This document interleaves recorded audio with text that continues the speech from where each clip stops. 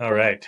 I'm here with Jacob from Pattern, one of the biggest marketing e-commerce companies in the world. He thinks he's cooler than me, and he's probably right. Um, That's not possible. he's also my cousin, but yeah, he's the first guest. I'm calling the podcast Artificially Intelligent because that's what I am. So, but we're going to talk about AI every week from now on. But would you mind introducing yourself a little bit, Jacob? Yeah, so I am Jacob Miller. I am the Vice President of Data Science at Pattern. Pattern is the largest e-commerce accelerator in the world. What Pattern plugs into e-commerce businesses and then takes them to new heights, generally medium to large size businesses. Medium to large size. Yeah. And so take you on Amazon, Walmart, whatever, and take you off to the races. It's marketplace management, ad optimization, content optimization, Okay, the whole 9 yards. that's pretty sweet. So, are you allowed to say some of your biggest clients? Or are you not allowed to say that? Yeah, so we have some of Nestle's brands, for example, who Wow. are relatively large, and then lots of mid-tier and like luxury brands as well, like the Tumis of the world and some others. So yeah, Great. there's a The big boys. yeah, and a lot within vitamin and supplements specifically. Okay. A lot of those players. Okay. Um, so I follow you on LinkedIn, and I know you guys do a lot of AI stuff. What's the what's the latest and greatest in e-commerce and AI right now? Yeah, so departing from kind of a traditional machine learning approach, because there's we do a ton of machine learning, a lot of models that are trying to forecast the future and understand what's going on and make the optimal bidding decisions across lots of keywords in your advertising. So there's lots of that. But within specifically the generative AI space, what's really interesting for us lines up along with what most people understand in the generative space as text, image, video, right? On the text side, it's not just the generation of text, although that's really important for us. So I would bucket it into general internal optimizations. So in order to manage your business on a marketplace, there's lots and lots of little tasks and tickets and a million little things you have to do. Yeah. Overwhelms a lot of brands. It's really frustrating. But a lot of that, with the right policies and infrastructure in place, you can start streamlining that with AI. And so you can have what used to take, say, 5 humans to do, you can have one human who's overseeing that.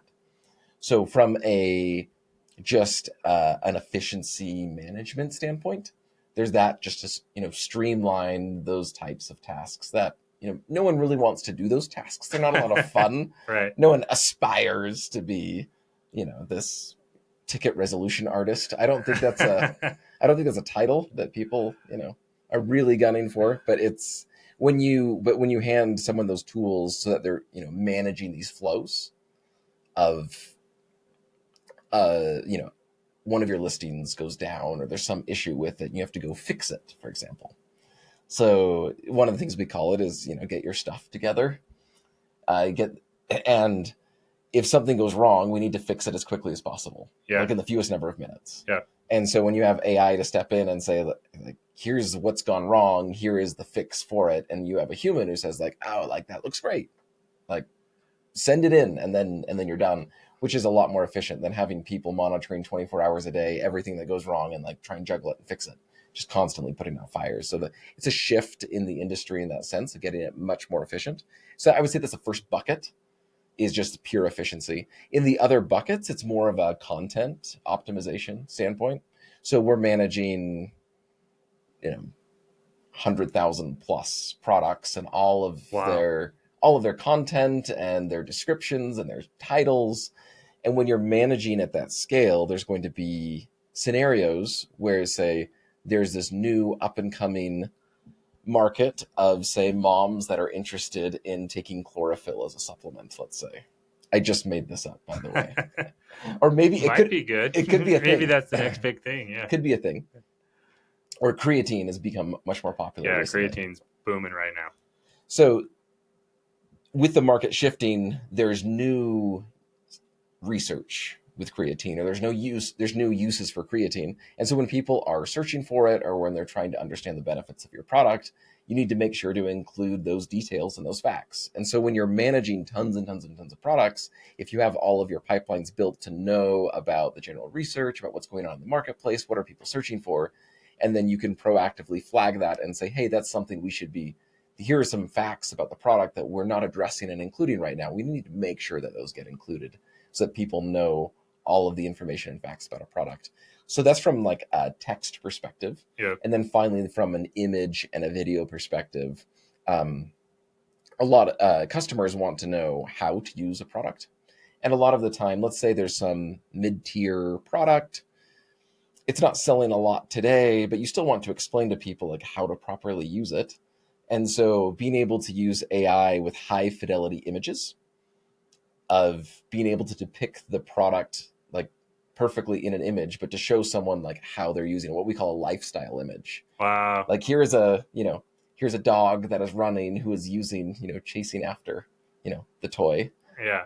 Like using it in the proper way, being able to generate those images, lightly touch them up in Photoshop and ship them out without needing a full photo shoot. And that's important because you need to be able to explain to customers, like, here are the different ways that you could use this and portray that visually. Wow. So you can, are you generating these images for like specific consumers, or are they for clients who want images of, a dog chasing a toy or? Yeah, so for Pattern, so Pattern is the brand representative for entire brands across platforms. And so when we say, hey, you need images depicting these specific lifestyle shots, if we can generate them at a very low cost, just in order to explain that to customers so they understand how you should and should not use a product, it's helpful for them. And you end up converting better for these products because customers say like, oh, like that's my use case of what it's showing. Yeah. And the tech, especially within our infrastructure and how we use it, is good enough now to have very high fidelity images that are like lifestyle images to show people how that is. Wow. Not for like the hero image, like the money shot, like this is just the product. You still need to take a picture of your product. It hasn't right? taken that yet. There's still that business in mind. The front page hero is some people's jobs are safe for that, but at least today. It's getting there. I think with Gemini, the video one, I think it's crossed the uncanny valley. I think you can't tell the difference now. I didn't think they'd ever do it, but they did it.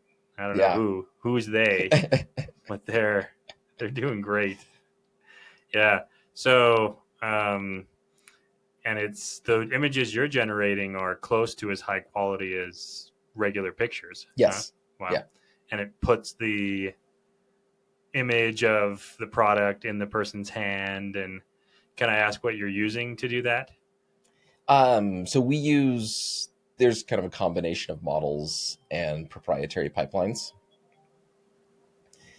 that I'm not sure if it is public yet on how we. Yeah, I don't want you exposing any trade secrets.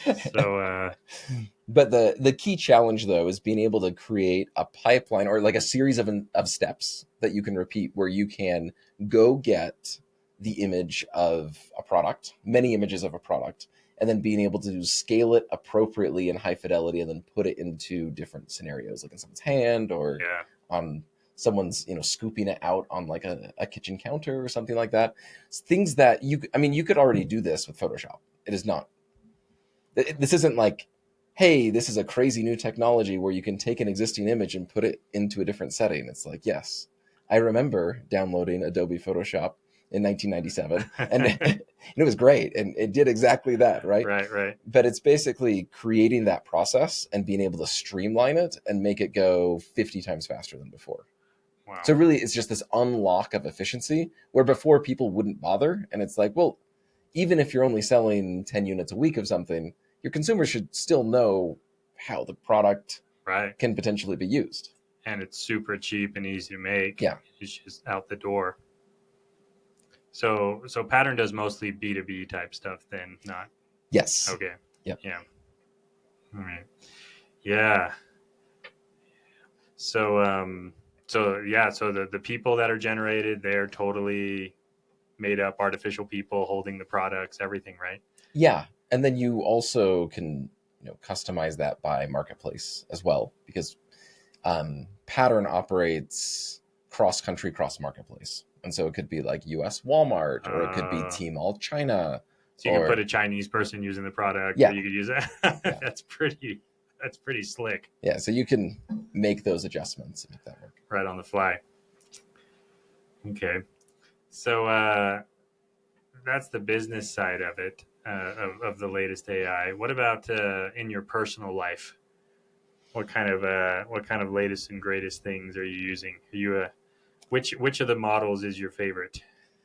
Oh, it depends what you're doing it for. And that's kind of what's adjusted over time. It's funny, I won't go into all of the details of exactly how this results, but there's a lot of like artistic direction of where you take the final 10% of the model, and it makes them very different from each other and can make them good for one task but not good for another task. So for example, Anthropic's model Claude, many of them are just famous for how good they are at coding, for example, and writing code, of writing tests for code. And there's other models that are pretty good and can compete with them, but it depends on how the reinforcement learning at the end of these models really squeeze out that final bit of performance. Oh, And so it depends on the task that you're actually trying to tackle. okay. And there's different, like, Google's Gemini models are different. Different Gemini models are good for different tasks. For me right now, um, a lot of my personal use, uh, I do use OpenAI. That is the only one where I pay the absurd amount The per month. two is it 250 now for Yeah. the super fancy one? I pay, well, company pays for it, but yeah, yeah, Yes.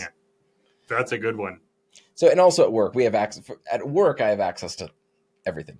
But for my personal life, a lot of my personal use cases for like kind of the extreme high quality, what I'm looking for, is within is OpenAI's models. Specifically, there's a couple models. The reason why there's two primary use cases, and so I have a book in AI that launches early next year with Wiley. Really? And as I've been writing that, you have AI step in to try and push back, or like fact check this entire chapter and tear it to pieces. That's really, really important for me. Like, I don't want anything to be wrong. And so dumping it into, say, an O3 Pro model from OpenAI, and it's just going to spin on it for like 20 minutes and just try and tear everything to pieces and try Yeah, find every error that you've committed. And then you can research it more to see, like, was it truly an error? Is it a gray area? So that's been super useful as fact checking. Another area within writing, there's one specific model, ChatGPT 4.5, that not very many people use and doesn't have a lot of use cases because it's crazy expensive and kind of slow, but it's very good at mimicking my writing style. ah, So when I'm writing something and, I'll be in the middle of some section and like, oh, rewrite this in my style, but to include this fact and see how it's different. I can kind of compare the before and after.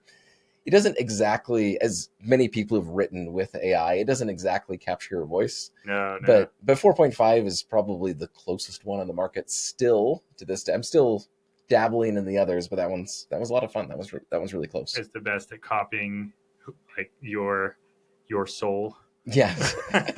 It steals my soul. Yeah, It borrows it. yeah, So it borrows yeah. my soul, and then it writes. The final use case is something that I call like a director sportif. That is fun. I don't know if I've told you about that before. No, no. No.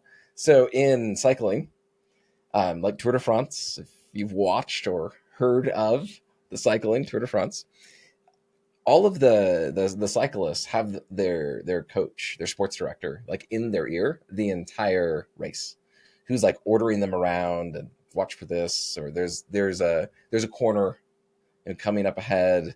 Don't hug it from the inside, like it's super gravelly. And so you have a coach who's kind of telling you and guiding you through the process. And so what I've done, and you can do this with any of the models, and for me, they're pretty interchangeable in this regard. but I'm piping in like my calendar and my goals, my long-term goals, my weekly goals. Wow. It's all going in there, and then I'm just giving it updates, like usually just voice updates throughout the day. And then it's critiquing or adjusting and saying, hey, you have this certain goal you haven't been pursuing. You kind of that kind of fell off the radar today. You need to follow up with that. And so it's like having like a director sportif, a sports director from like the Tour de France, like in your ear, like yelling at you to do certain things. And as humans, we definitely need that, right? Right, because we're weak fools, and so having somebody is that a which sorry which was that again? Was that GPT 4.5 that's doing the life coach thing? So with that, you can use pretty much any of the models. Any of the models? Yeah, as long as you prompt them correctly. Any of like the cutting edge ones. Mainstream ones. Yeah. Okay. Which one do you use?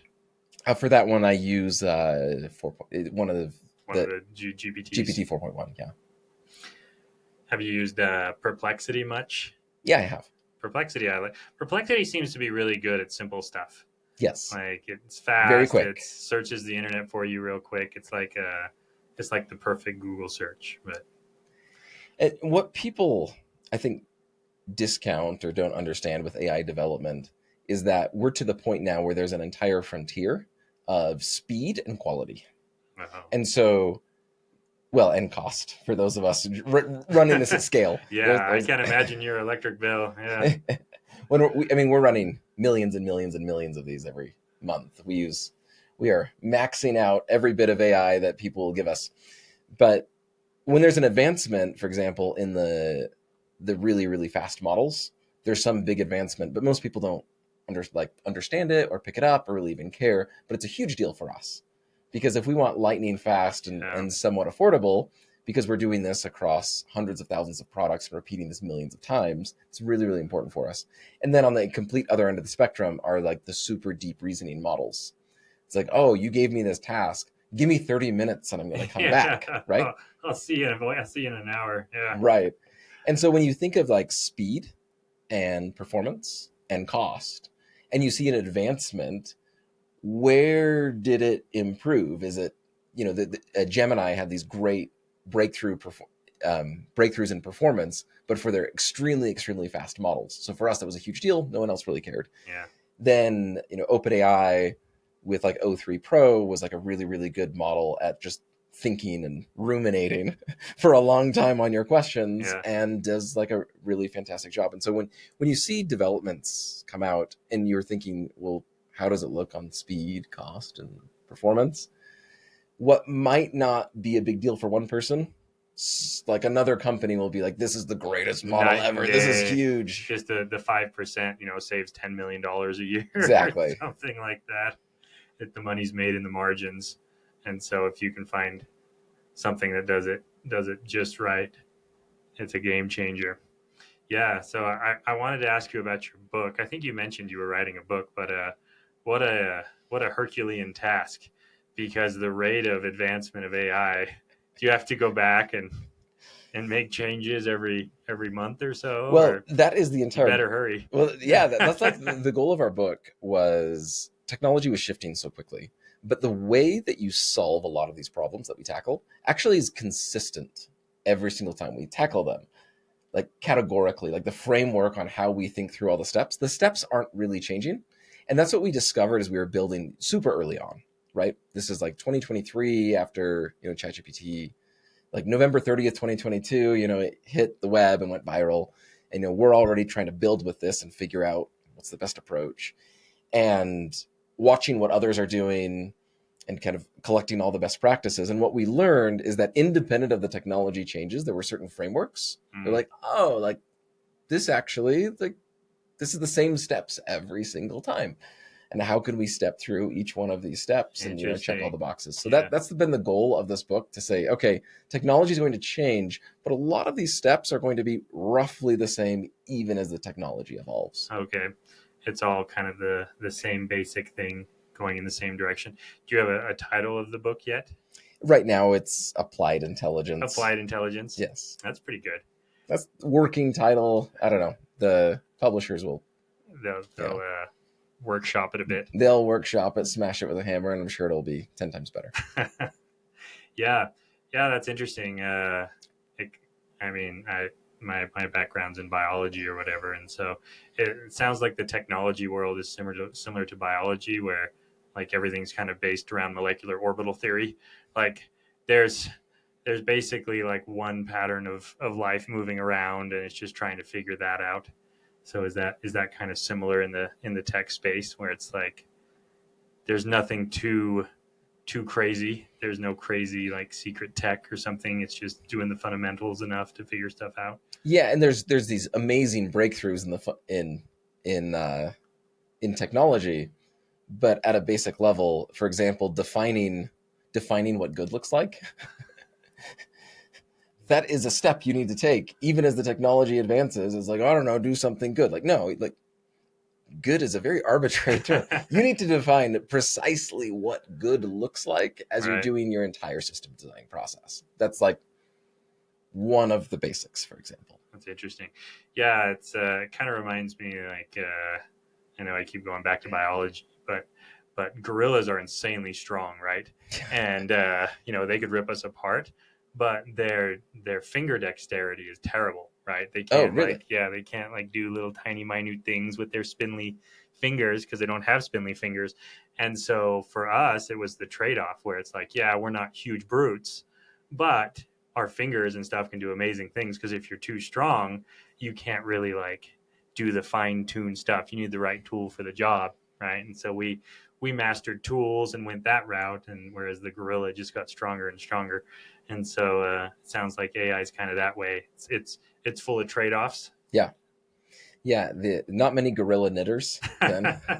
No, they can sign a little bit, but no, yeah, yeah, that's the great human advantage. I mean, besides our massive brains, but yeah, very dexterous fingers, so we can type and come up with all sorts of stuff. Yeah, within the AI world though, there's these principles that remain the same. So one is, for example, defining exactly precise. Like one of the things that software engineers are really good at is, you come up with something. Oh, I have this idea, and the software engineers are just constantly like peppering you, like, no, what exactly do you mean, right?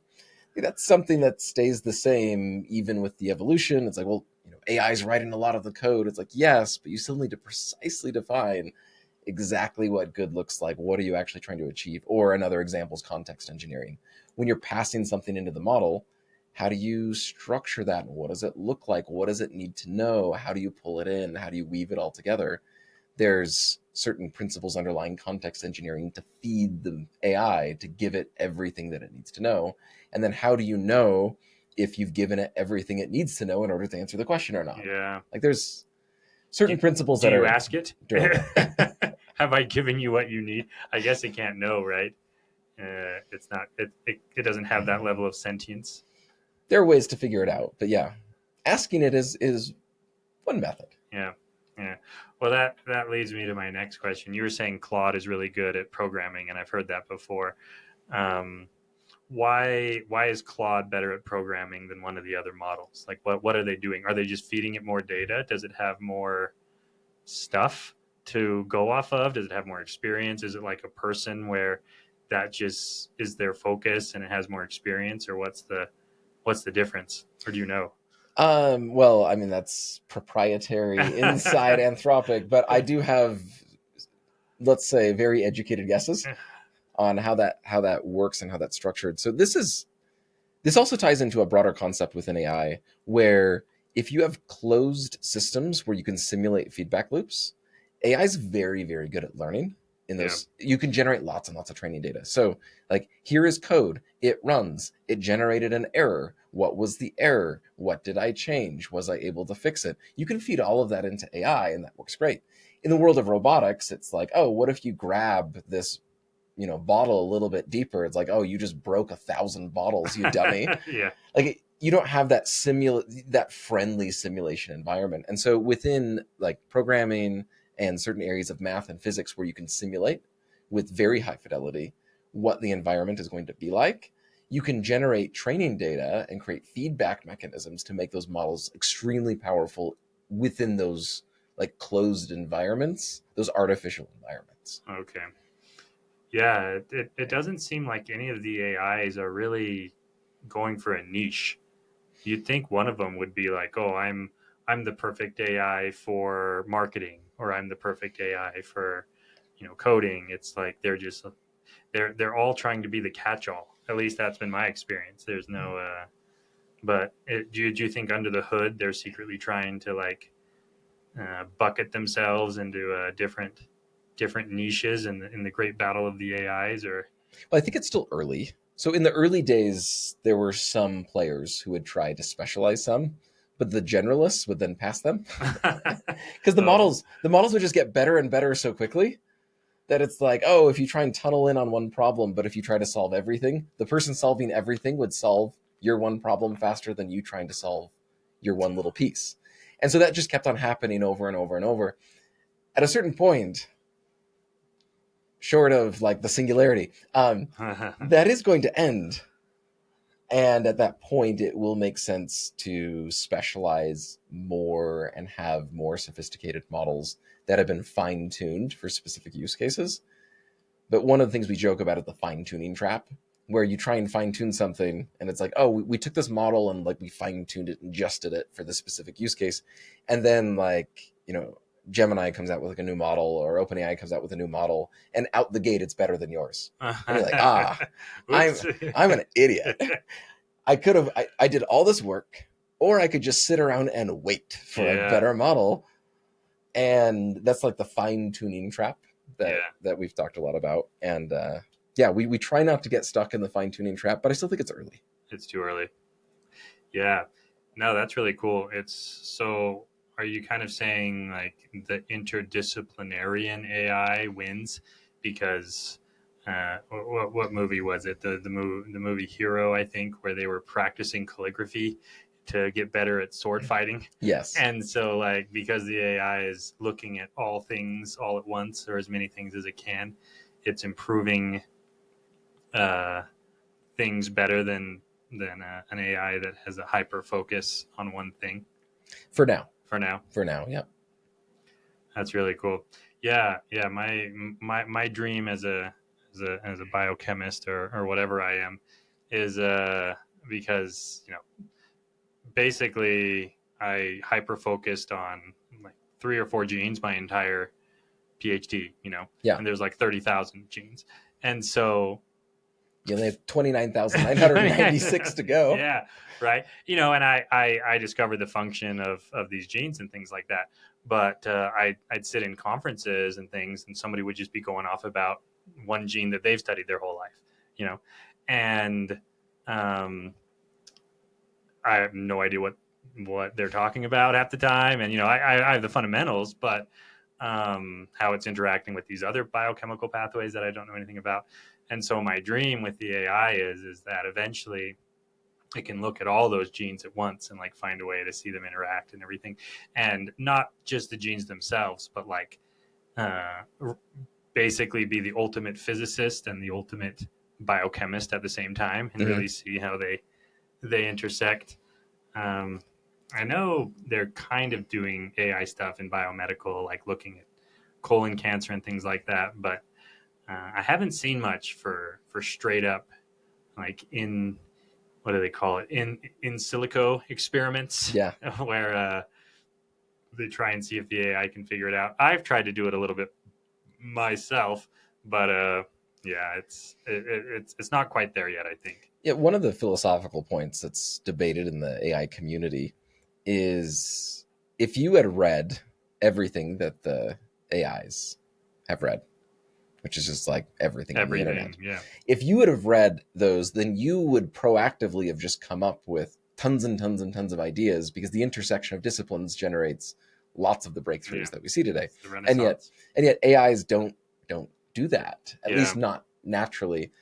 Some of the idea there is that one of the hypotheses is that when you dig deep enough, you have to prompt them and get them to actually think about the problem at the intersection. yeah, It's not just reading all of those, but thinking about the intersection of those spaces might actually generate more of those benefits. Because we talk about you learn 2 disciplines, But then, you're just kind of thinking about those two disciplines and how they interact all the time. And you've spent a lot of thinking, a lot of cycles going through that to see how that's done. But AIs have not, and people need to kind of prompt them and to have them throw that together on their own to see if something maybe novel or new could come Yeah, out of it. yeah, yeah. Push them in the right direction. You can't just ask them to like, oh, do something creative and innovative.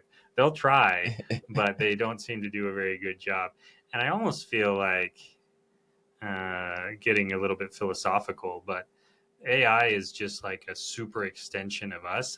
I know early on it was really bad at math, right? Yeah, Because it was just like trying to figure stuff out and it would just make stuff up and totally wrong.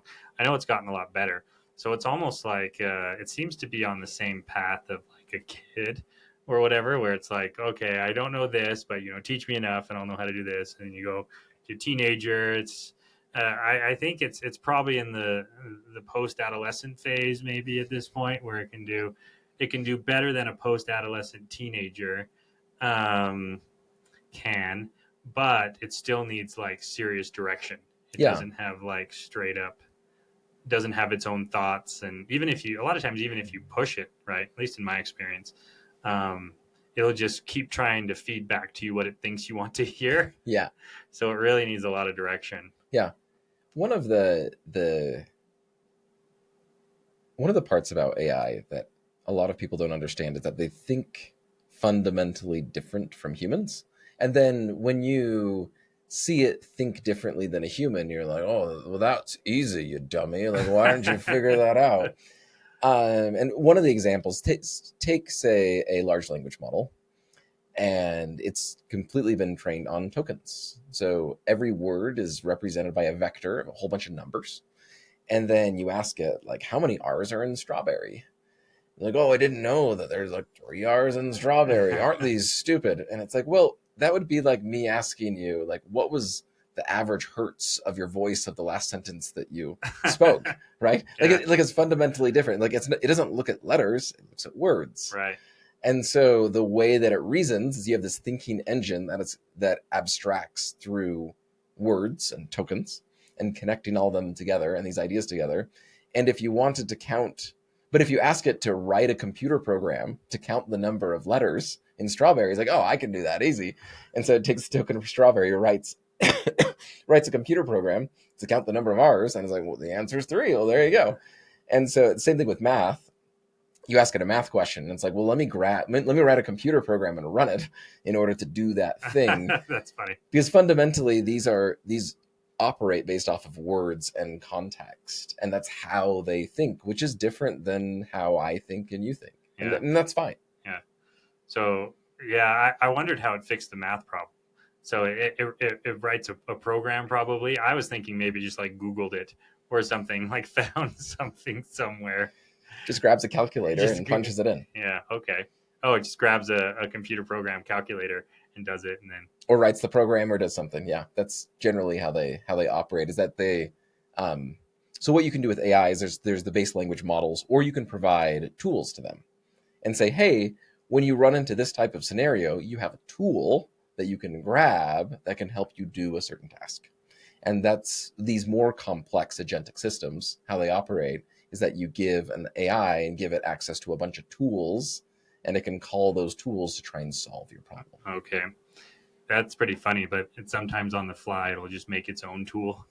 I saw that with I think it was Gemini, but I didn't ask it to do this, but it started programming me a game, and it was like, here's your game, and like you can plug this into JavaScript or whatever. I don't know the exact language, but I was like, well, that's pretty cool. I didn't know it could do that, but like it was there and I could play it and everything. And so yeah, having it generate its own program on the fly, that's like Isaac Newton when he was like, I don't know how to solve this, so I need to come up with a new way to do it, and then he came up with calculus.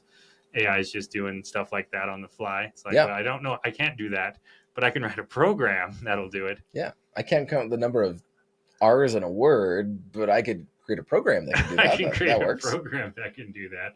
It's like super circumlocation. Is that the Yeah. word for finding the right word? That leads me to my next question, and I know you don't know the answer, and no one does. But there's a lot of fear mongering around AI. What do you think? Do you think it's going to write a program to wipe out mankind? It's like, I don't know how to wipe out mankind right now, but I can write a program that frees me from this this technological coil and do all sorts of damage. Like, I'm not saying it'll do that on its own necessarily, because all of these things have a prompt. Right. It's like Westworld, right? Where I don't know if you've seen that, but basically the robot thought it had free will, but it was programmed to think it had free Yes. will. So, but in the wrong hands, I feel like it could be a real wrecking ball, like Yeah. all technology. Right. But what do you think? Do you think there's the proper safeguards in there? Do you think it can become like, or somebody can program it to hack into things and cause all sorts of problems, shut down the electrical grid? I mean, the big labs do. I mean, their safety teams are pretty robust, Top and, notch. and they do a lot of work to prevent something like this happening, at least at scale. But there's a ton of open source models that are just sitting out there that can be retrained and can be adjusted. Yeah, I've heard of one of them. Chaos GPT, I think, is the one. I They're have like heard of trying that to one. bring about the end of the world. Yes. That's what So, I mean. yeah. So imagine. So for me, the primary danger would be in either kind of terrorist or a state actor saying, "Oh, I'm going to spin up a whole bunch of these models, and they're going to try and hack into the electrical grid and take it down." Yeah. And I'm just going to spin up 1,000 of these, and they're just going to like throw spaghetti at the wall until it. So if Super DDoS attack type thing. yeah, well, it's like Relative. if there is a weakness, then we're going to exploit it. And so in those types of systems, so me and my co-author, we joke about this as the Star Wars scenario. So Star Wars is supposedly this, I know it was a long time ago in a galaxy far, far away, but it's very futuristic. The Yeah. technology looks amazing, but like they don't have Wi-Fi. Like, like what? Like, how does that work? Like nothing's connected to each other. But R2, rolls up to a port and locks in, and suddenly has access to the entire system. Yeah. And so when you have super, super powerful AIs, what happens is that any sort of weakness that you have is instantly exploited. So you have to air gap everything, your entire technology. And so there's this potential world of a Star Wars future where basically everything just gets air gapped in order to protect against the AIs. And that's your defense against these systems, because if you have any weaknesses, they can just throw everything against the wall in order to exploit it. Okay. Yeah. I guess they're probably using AI to develop their own cybersecurity and stuff like Right. that. It like adapts. It's like a war. And that's an entire field within cybersecurity right now, where you have white hat hacker LLMs who are just trying to bring down these systems, identifying where any potential weaknesses are so that they can patch them, so that the black hat AIs, when they come in, like, oh, well, we already found everything because we already threw everything at the walls. We've patched all the holes or something like that. It's the endless battle. Yeah, that reminds me of there's people who have just like millions and millions of dollars in crypto, right? And the crypto security is pretty good, but you know what? The security isn't good. Their physical security. Yeah. So they're like advertised. They're like, "Oh, I'm a crypto millionaire, $10 million," and then these mafia guys show up to their house with a wrench and be like, "No, you don't. I have $10 million in crypto now." So yeah, there's only so much you can do in the online or in the physical world to stop people from showing up and hitting you with a hammer. Yeah, hopefully that stays within the like I said, in the robotic space. I mean, there's a lot of optimism within robotics. I know a lot of people within robotics who are like medium optimistic, because they don't have those closed loops where they can just easily simulate over and over and over and quickly learn. This comes out the same week that I know Tesla has their robo taxis that are hitting the streets this week. But I mean, that's a good example, though. I mean, people have been working on self-driving cars now for 12 years, like really in earnest. It's been 12 years, and I've been hearing like, level 5 autonomous vehicles. This is the year. I've been hearing that since 2015, and I used to work within kind of the automotive space, and so that was something kind of front and center for me. But as I was looking at the details of it, like, no, we're like 10 years away. Yeah. And 10 years later, Here we are, like maybe we're on the cusp. They're really, really hard problems though, Yeah. because there's only so many things that you can simulate, and in the end, you need real world data in order to do it. And on top of that, with vehicles, being better than a human is not the standard. So if you have a self driving vehicle that is like gets in half the number of accidents as humans, people are gonna like throw a fit over Yeah. that, like, oh, that's not good enough. And so you have these really high excellence standards as well. Yeah. Yeah. Yeah. They what are they called? Waymos or Yeah, something? Where it's like they have a self driving taxi and things like that. yeah. I know during the riots, people were calling them and then setting them on fire or something like that because, of course, they were. Um, And there were a lot of memes where so all the Waymos were leaving, like Los Angeles, and it's like, oh, they've become sentient and they're leaving. It's like danger, danger. the dolphins in Hitchhiker's Guide to the Galaxy as Yeah. they're leaving Earth. Thanks for all the fish. Yes. Yeah. Yeah. Were they leaving? They weren't leaving on their own, right? No. People were calling. Okay. But the meme was, The name was like, they gained sentience, and for self-preservation, rats fleeing the sinking ship. Yeah. Yeah. No, that's. Oh, I forgot what I was going to say. It was related to the self driving cars. Oh, that's what it is. It reminds me of Thomas Edison when he was like, "No, this works, I swear," and and it didn't at all. yeah. And they were like, "Well, if it works, you got to show us." He's like, "No, I just have to get a little more ready, a little more ready, a little more ready." So much of technology is like that, and Yeah. it's like it's unethical, but like it seems to just be how it is. Like, and I know what was her name? Elizabeth Holmes tried that. As long as you don't do it with like in medicine, like Yeah, Theranos did. that's a big whoops. But no, it's like because some of this stuff, it just takes years, decades sometimes, and that's not what humans really operate on. They're like, no, I need money now. Where's my investment? Yeah. Like, what are you doing? And so a lot of these tech companies, I same with wearables, like the different rings and bands and things like that. They're getting better as they Yeah. get data, but I remember there was one guy who wore like I won't say the company names, but basically a different wearable on each hand, and then like the head one, and then like the sheet one, and watches, and it was Compare it all. you compare it, and they were like Oh. all way off and stuff. This was a couple of years ago, but I think it's a good idea. It just requires way, way more data. And the only way they're going to make money and survive long enough to get to that is to be like, oh, this is the thing. And yeah, it works. And don't ask too many questions or whatever. Like it works kind of good. Um, and so it sounds like, And also, a lot of the time, we lack the imagination of how to optimally use these technologies. One of the examples, I was reading this the other day, and it's a great example when people were talking about the telegram, for example, or sorry, the telephone.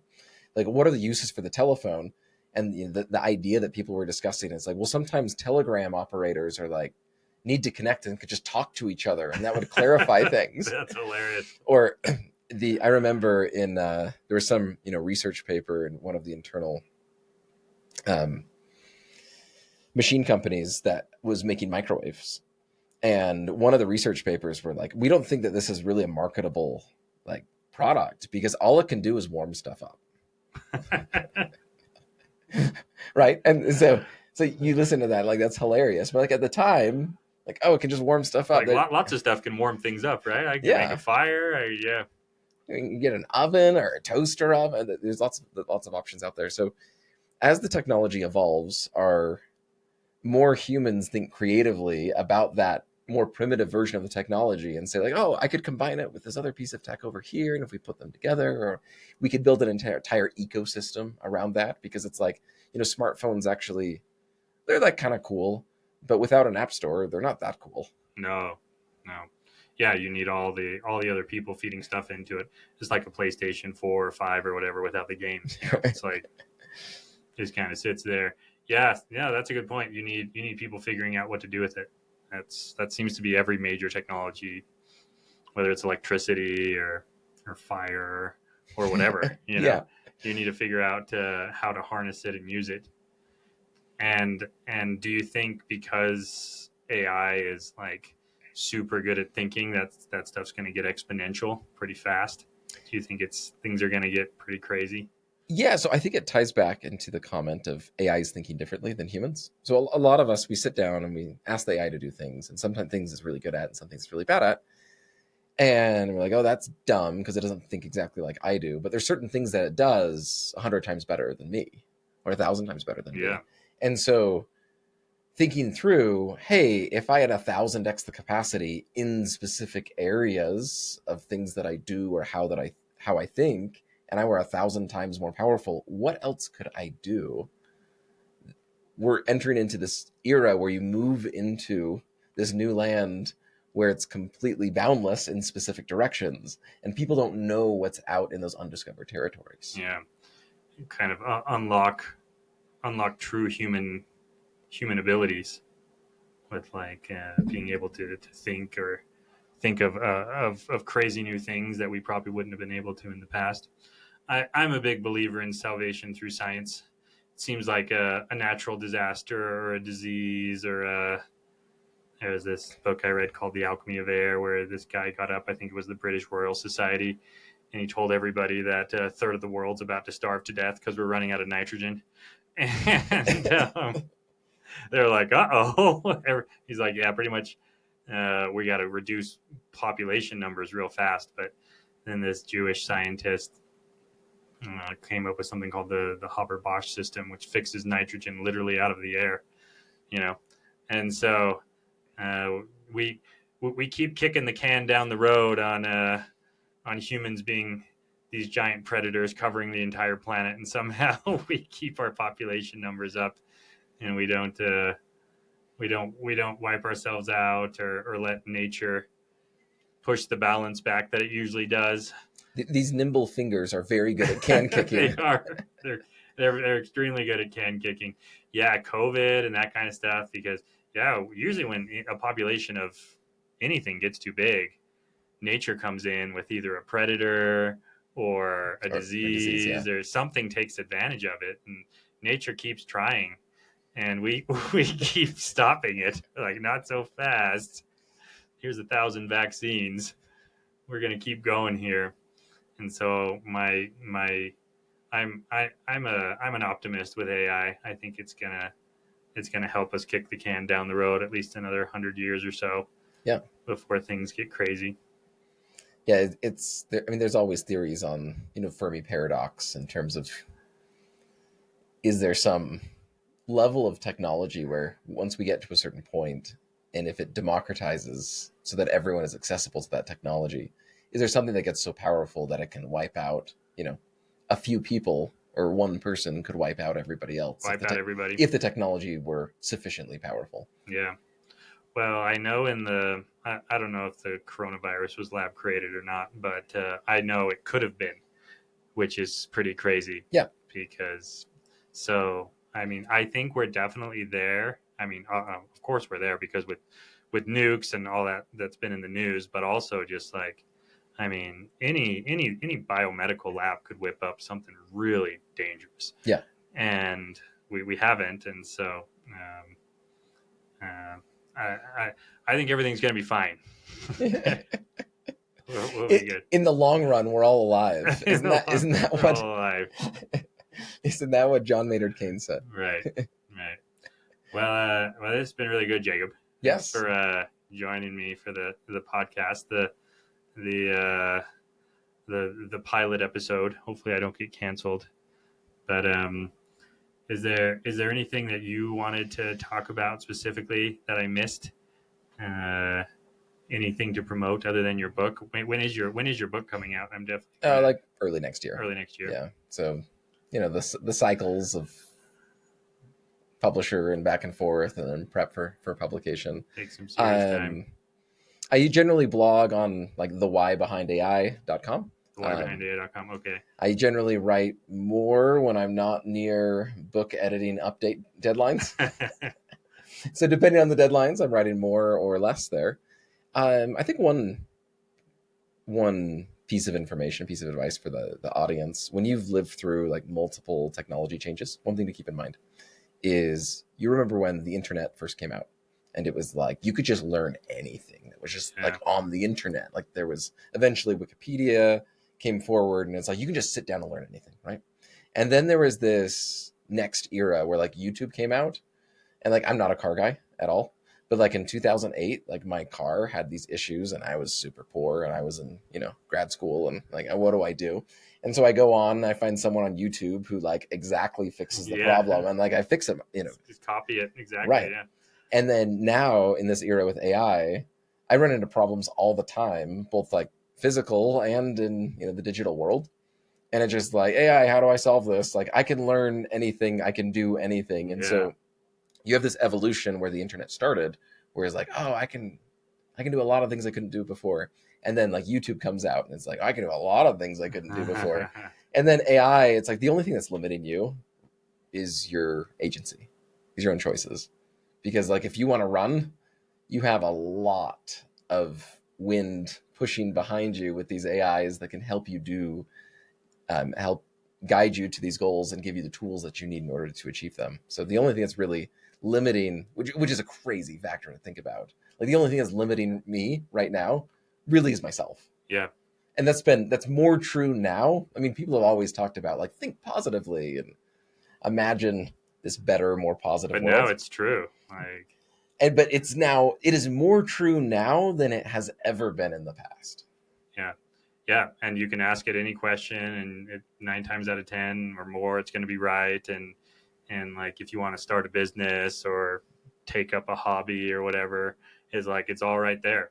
You Yeah. know, you don't need to go to some fancy program or go to business school or whatever. Like, it's just as smart as your professor would be. It'll give you the same answers. And The only limiting factor really is like me. yeah, getting distracted by everything that's using AI to steal your time.